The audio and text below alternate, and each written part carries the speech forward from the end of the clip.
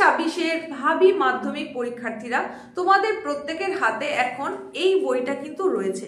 হ্যাঁ, এই বইটা হচ্ছে কি, মধ্যশিক্ষা পর্ষদ প্রকাশিত টেস্ট পেপার। যে টেস্ট পেপারটা ইতিমধ্যেই তোমাদের হাতে পৌঁছে যাওয়ার কথা। তোমরা প্রত্যেকে নিশ্চয়ই তোমাদের স্কুল থেকে কালেক্ট করে নিয়েছো সম্পূর্ণ বিনামূল্যে। এই টেস্ট পেপারেরই একটা গুরুত্বপূর্ণ অংশ তোমাদেরকে আজকে বলতে চলেছে আজকের এই উপস্থাপনার বিষয়বস্তু থাম্বনেল দেখে তোমরা নিশ্চয়ই বুঝে গেছো। তারপরেও বলে দিই, এই যে মধ্যশিক্ষা পর্ষদ প্রকাশিত টেস্ট পেপার, এই টেস্ট পেপারের গুরুত্বপূর্ণ ভূগোল বিষয়ের যে পেজগুলো, যেটা তোমাকে দেখে রাখতেই হবে, যে পেজগুলো দেখলে সেখান থেকে কিন্তু ভালো একটা নম্বর তুমি পেয়ে যেতে পারবে। সেটা 80% মার্কস অন্তত তুমি ক্যারি করতে পারবে যদি ওই সেটগুলো প্র্যাকটিস করতে পারো। এরকমই গুরুত্বপূর্ণ কতগুলো সেটের কথা বলে দেব। সেই সেটগুলো তুমি ভালো করে প্র্যাকটিস করবে। তবে তার আগে বলে দিই, পেজ নম্বরগুলো বলার আগে, মধ্যশিক্ষা পর্ষদ প্রকাশিত টেস্ট পেপারটা এতটাই কার্যকরী, এতটাই গুরুত্বপূর্ণ, তোমাদের যে কোনো সাবজেক্টের জন্যই কিন্তু সেটা অত্যন্ত মূল্যবান। আমি এখন ভূগোলের গুরুত্বপূর্ণ 5টা পেজের কথা বলছি।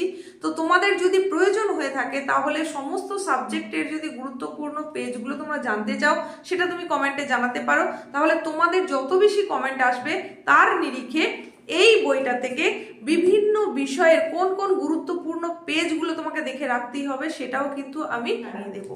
তো এখন তোমাদের ভূগোল বিষয়ের যে পেজগুলো করতেই হবে সেটা সম্পর্কে বলে দিই। বইয়ের মধ্যে তোমাদের ভূগোল বিষয়টা যেখানে রয়েছে সেই পেজ নম্বরটা হচ্ছে কত, সেটা হচ্ছে 185 টু 236। এর মধ্যে তোমাদের ভূগোলের যে পেজগুলো সেগুলো রয়েছে।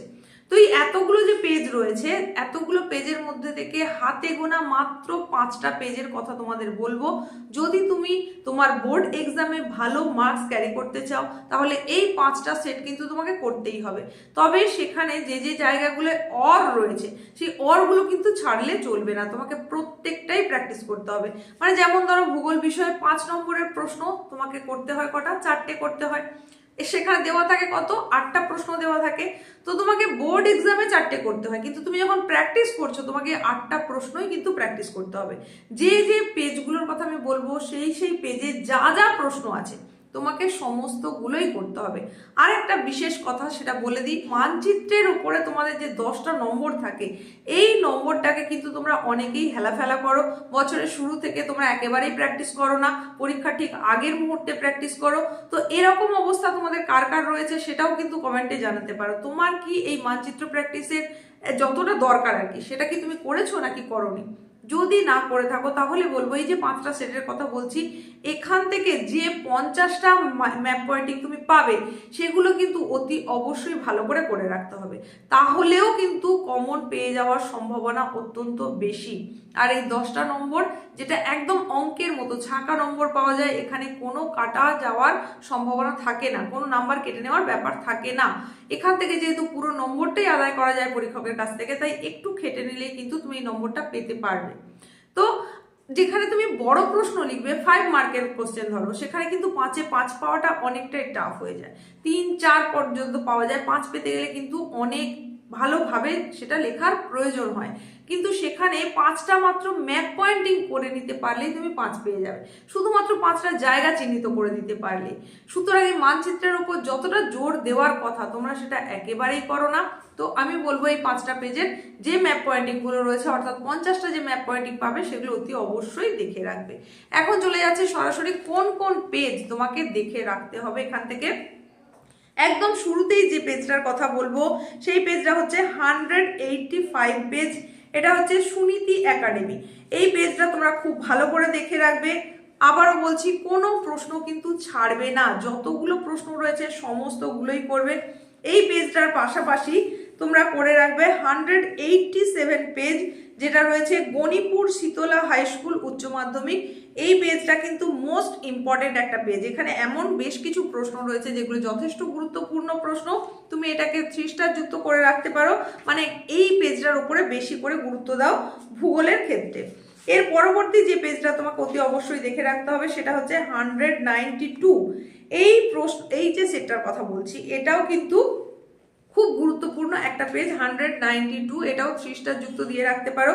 এখানের যে যে বড় প্রশ্নগুলো রয়েছে সেই প্রশ্নগুলো এবং মানচিত্রে যেগুলো রয়েছে এগুলোও কিন্তু খুব গুরুত্বপূর্ণ, তাই অতি অবশ্যই এটার উপরেও জোর দাও, ভালো করে এটা প্র্যাকটিস করো। এরপরে যে পেজটার কথা বলবো সেটা হচ্ছে 200, পেজ নাম্বার 200। এখানটাও কিন্তু যথেষ্ট গুরুত্বপূর্ণ বেশ কিছু প্রশ্ন রয়েছে, এটাও তোমাদেরকে ভালো করে করতে হবে। আর নেক্সট যে পেজটার কথা বলবো সেটা হচ্ছে 205 অর্থাৎ 205। এই পেজটা কিন্তু একটা মোস্ট ভাইটাল পেজ, 3 স্টার যুক্ত পেজ। এখানেও যতগুলো প্রশ্ন রয়েছে অতি অবশ্যই ভালো করে পড়ে নাও। তাহলে তোমাদের বলে দিলাম এই যে 5টা পেজের কথা, 185, 187, 192, 200 আর বললাম 205। এই যে পেজগুলোর কথা বললাম তার মধ্যে মোস্ট ইম্পর্টেন্ট 3টে পেজ কিন্তু আমি আলাদা করে বলে দিলাম। তো যে 5টা পেজের কথা বলেছি এই 5টা পেজ অতি অবশ্যই ভালো করে দেখে রাখো।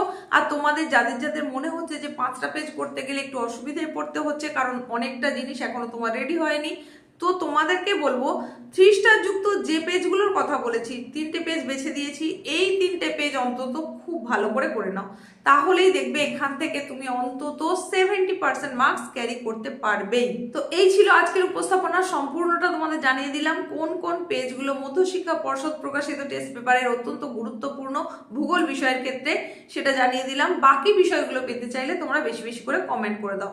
দেখা হচ্ছে খুব তাড়াতাড়ি নতুন উপস্থাপনার সঙ্গে।